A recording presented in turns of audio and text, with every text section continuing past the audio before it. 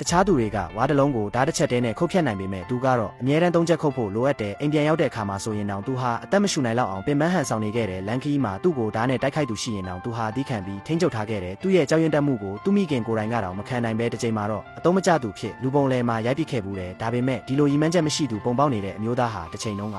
ကျောင်းမဖွဲကောင်းတဲ့ထိတ်တန်းလူသက်သမားဟတ်ဆန်တယောက်ဖြစ်ခဲ့တယ်ဆိုတာဘယ်သူမှမသိကြပါဘူးသူဟာလူသက်ဖွဲ့စည်းတစ်ခုဖြစ်တဲ့လော်ကီဘီလူ90နှစ်ထဲမှာကြီးပြင်းလာခဲ့သူပါသူဟာကိုခံပညာမှာကျွမ်းကျင်ရုံသာမကကျန်တဲ့ရက်ဆက်ပြီးသူ့ရဲ့ပြစ်မှတ်ဖြစ်သူမှန်သမျှဟာတေဆုံးဖို့ကံကြမ္မာပါတရားဖြစ်ခဲ့ရပါတယ်သို့တော်လည်းဒီထိတ်တန်းလူသက်သမားဟာမိသားစုတစ်စုလုံးကိုဖျက်ဆီးပစ်ခဲ့တဲ့တပ်ဖြတ်ပွဲကြီးတစ်ခုအပြီးမှာပျောက်ကွယ်သွားခဲ့ပါတယ်အဲ့ဒီအချိန်တုန်းကလန်ယာဟာမိသားစုတွေကလူအယောက်20ကျော်ကိုတပ်ဖြတ်ခဲ့ပေမဲ့နောက်ဆုံးမှာရှုပ်ထွေးမှုတွေကြားကနေအသက်ရှင်တန်ဖို့ရုန်းကန်နေတဲ့ကလေးတယောက်ကိုမြင်လိုက်တဲ့အခါမထင်မှတ်ပဲစိတ်ပျော့သွားခဲ့တယ်ဒီခံစားချက်မျိုးကိုသူတစ်ခါမှမခံစားဘူးခဲ့တာကြောင့်ကလေးကိုအသက်ချမ်းသာပေးခဲ့ပြီးဒီလိုလှုပ်လိုက်ခြင်းအဖြစ်သူဟာသူ့ကိုယ်သူပါခွင့်လွှတ်ပေးလိုက်တာဖြစ်ခဲ့ပါတယ်ကလေးရဲ့မျက်နှာမူအရာကလန်ရလိုက်ပါကိုတွေးဆိုးနေတဲ့ခံစားချက်မဲ့ဘဝမျိုးကိုမလိုချင်တော့ပဲတာမန်လူတယောက်ဖြစ်ချင်တယ်ဆိုတာကိုသိရှိစေခဲ့တယ်အဲ့ဒီနောက်မှာတော့သူဟာလော်ကီဘီလူ90နှစ်ကနေထွက်ပြေးဖို့အခွင့်ရေးယူပြီးနမီပြောင်းကလက်ရွရွာမှာပေါအောင်နေထိုင်ခဲ့တယ်အဲ့ဒီမှာနေစားလုံးလောက်ကင်ရင်အန်သားစရာကောင်းလောက်အောင်လာပတဲ့ဇနီးတယောက်နဲ့လက်ထပ်ခဲ့ပါတယ်အခုဆိုရင်ကလေးနှစ်ယောက်ရဲ့ဖခင်ဖြစ်နေတဲ့သူ့မိသားစုဟာပျော်ရွှင်တဲ့ဘဝကိုပိုင်ဆိုင်နေခဲ့ပေမဲ့သူကိုနှစ်ယောက်ပေါ်လာတဲ့အခါမှာတော့အားလုံးပစ္စည်းပြိုလဲသွားခဲ့ရပါတယ်ဒီနေ့မှာဂျေဆန်ဟာရွာထဲကဆိုင်ကိုပစ္စည်းဝယ်ဖို့သွားခဲ့ရမှာဆိုင်ရှင်ကိုဓာပြတိုက်နေတဲ့သူကိုနှစ်ယောက်ကိုမတော်တဆတွေ့မြင်ခဲ့ရပါတယ်ပထမတော့